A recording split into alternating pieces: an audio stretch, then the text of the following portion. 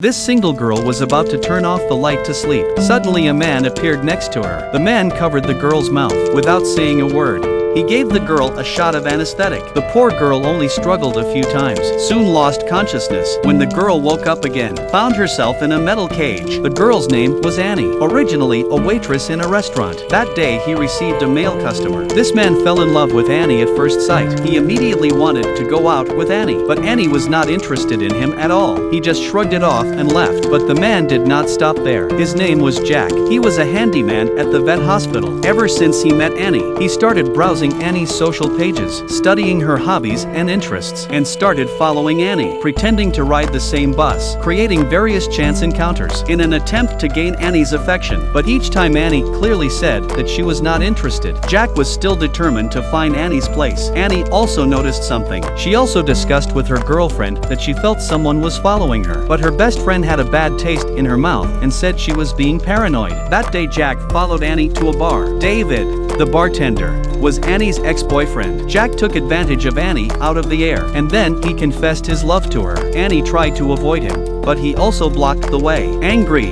Annie slammed Jack with her bag several times. After running into the bar, he told David that he was being harassed. David went up to Jack and beat him up. The skinny Jack had no chance to fight back. Finally, David threw him out of the bar. Jack was lying on the floor. Suddenly, he saw a notebook on the ground. This notebook is just Annie hit him with a bag to transfer out. Jack arrived home and opened the notebook. He found that it was full of diary written by Annie. He read a few pages and was greatly shocked. Jack finished reading and thought about it all night long. Finally decided to imprison Annie. In the abandoned utility room of the hospital, there was an abandoned basement. Jack went down the stairs, tried to push the light switch. There was still electricity. Jack looked around and found that this was a natural place to be imprisoned. Taking advantage of his work, take advantage of his position, Jack secretly welded a cage in the basement. Once everything was in place, Jack began his plan. At night, he climbed up the fire escape ladder to Annie's apartment. Annie was drinking water in her bedroom. She heard a rattle at the window of her room outside. She put down her glass and came out to see what was going on, thinking it was just the wind. So she went over and closed the window again. She turned around and went back to her bedroom and closed the door. Just got into bed and turned off the light to go to sleep. Then the scene at the beginning of the video happened. A frightened Annie struggled in the cage all night. The next day Jack came to work and turned on the lights again. After a night of tossing and turning, Annie was exhausted. Jack put the food he brought to the cage. Annie cowered in the corner,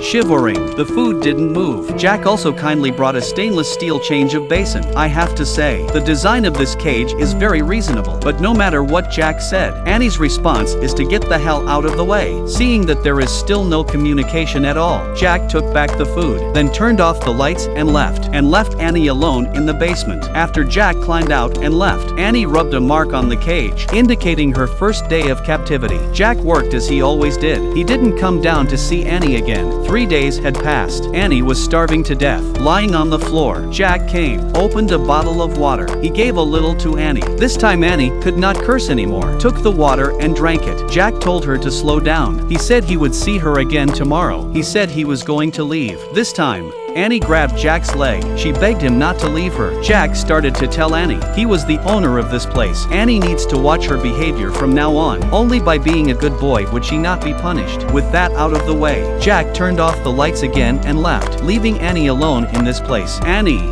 who hadn't eaten for 3 days, grabbed a burger from the floor and ate it. Jack came out of the utility room. He was just pushing up the cleaning cart to leave. A light hit him in the face. It was Mike, the security guard on patrol. Jack explains that he went in to find something. Mike told him to go. After seeing Jack leave, Mike took a flashlight to the utility room. The girl, Annie, is locked into a large metal cage. The man who was holding her, Jack, was sitting next to her. He was not ashamed to say that he felt Annie was very special, so he wanted to save her like this. This man has imprisoned people. Why should he say he was saving her? Seeing that Annie didn't want to talk, Jack left the basement where Annie was imprisoned. At night Annie was squatting in the cage. A Jerry crawled into the cage and touched her leg. Annie looked down and saw it and hid in fear, but then stomped a few feet hard until the Jerry chopped into pieces. It seems that the girl is not as soft as she looks. The next day Jack brought a notebook. Annie immediately recognized it as her lost diary, reaching for it, but Jack snatched it away again. He said he had read the diary. He knew Annie's darkest secrets. It turns out that the seemingly weak Annie is a murderer. A few months ago, Annie was driving around with her girlfriend Jenny. On the way,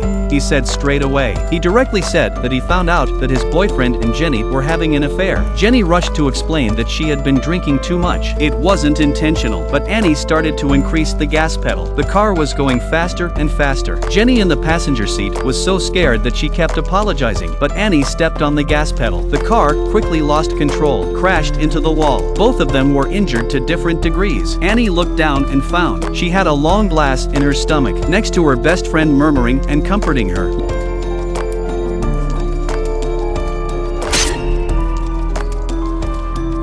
Looking at her best friend, who was completely dead, Annie actually felt a peace inside that she had never felt before. But there was more to the diary than that. The huge change made Annie suffer from a split personality. So before, the best friend she saw was also a fantasy. From then on, Annie worked during the day. Annie became a serial killer at night. She preys on homeless people on the street. Jack didn't believe it when he first read the diary, until he followed Annie. He actually saw her pouring gasoline on the homeless. Then she took out her lighter and threw it at the man without hesitation. Jack admitted that he wanted to save Annie out of love, hoping that Annie would stop what she was doing. Annie finally showed her true colors too. She asked Jack, "Do you know what happens when you put a beast in a cage? What would happen if you put a beast in a cage?"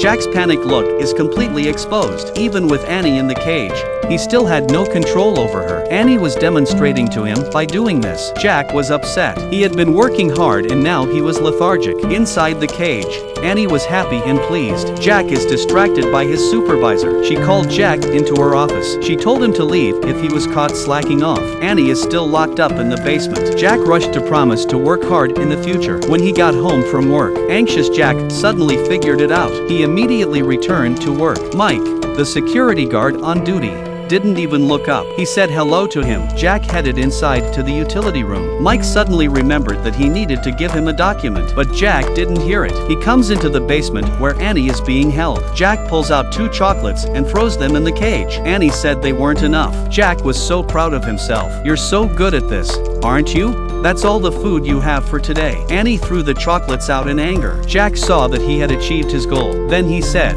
"You're in a cage now. I'm the real owner. If you ever do that again, I'll give you a taste of hunger strike again." After that, Jack turned off the lights and was ready to go. Annie immediately changed tactics. She said she had a dream at night. She dreamed that the 2 of them were living in a wooden house by the sea. When she woke up, she felt like that was the life she wanted. Jack fell in love again.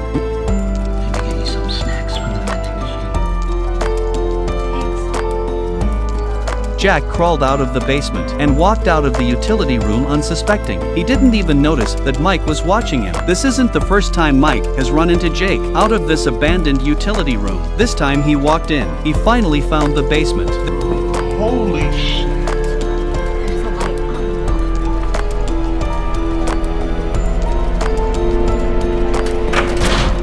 Security guard Mike found the basement of the hospital. There was a girl locked up. The girl rushed to ask for help. She introduced herself as Annie. She was kidnapped by Jack. Mike was shocked and said he didn't expect Jack to be this kind of person. As we were talking here, Jack had come back from outside. When he saw the door of the utility room half open, he felt something was wrong. And then he saw that the basement door had been opened. He understood that it had been discovered. And in the basement, Annie was urging Mike to break the lock. Jack had gone down quietly. Annie looked up and found Jack back. Knowing that there was no hope of escape, immediately and seamlessly switched to signal Jack to sneak attack. Jack almost forgot he was the kidnapper. Annie even helped to attract Mike's attention, took his hand. Jack took the opportunity to hit Mike's head with a flashlight, but his physical defense is too strong. During the fight, Jack stabbed Mike with a knife. He took the opportunity to break free from Mike and run backwards. The angry Mike turned to chase. To gain trust, Annie stretched her leg and tripped Mike. Before Jack could recover from the shock, Annie instructed him to use the brick next to him to hit him. Jack couldn't do it at all, but Annie warned him, if Mike went out,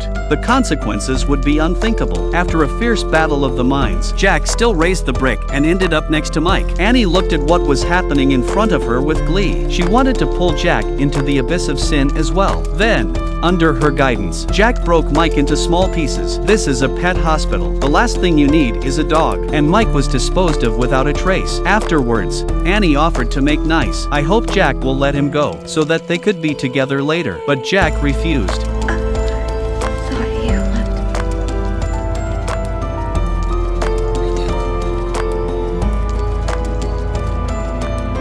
I do love you. Poor Jack had to sit around for hours coaxing. Annie just spoke up again. She said that Jack locked him up as a possession, not love. Jack defended himself. He was truly in love, but he couldn't let Annie out. Annie immediately says he doesn't want to get out, but she wanted a proof that Jack loved her. Jack rushed to ask how to prove it. What? A finger? My finger? Jack is not stupid either. He didn't say yes to Annie. He left the basement in silence. Back home, Jack was still disturbed. There was no more peace. The next day at work, the detective came over and started investigating Mike's disappearance. Jack's answers were full of holes. The detective was going to review the surveillance. Jack realized that he would soon be exposed. At the end of his rope, Jack lost his mind. He came to Annie ready to prove his love. Annie rushed to cheer him up. Jack proved himself through severe pain. Annie seized the opportunity, quickly grabbed the knife on the ground against herself, forcing Jack to open the cage. Once outside, she kissed Jack. Then, without hesitation, she slit Jack's throat. Annie escaped with her life. A few months later, Annie was living with her ex-boyfriend David. David was watching a football game when his phone rang. He asked Annie to take it for him. Annie picked it up and saw a message from another girl. Looking at the message, angry Annie stares at the kitchen knife on the table.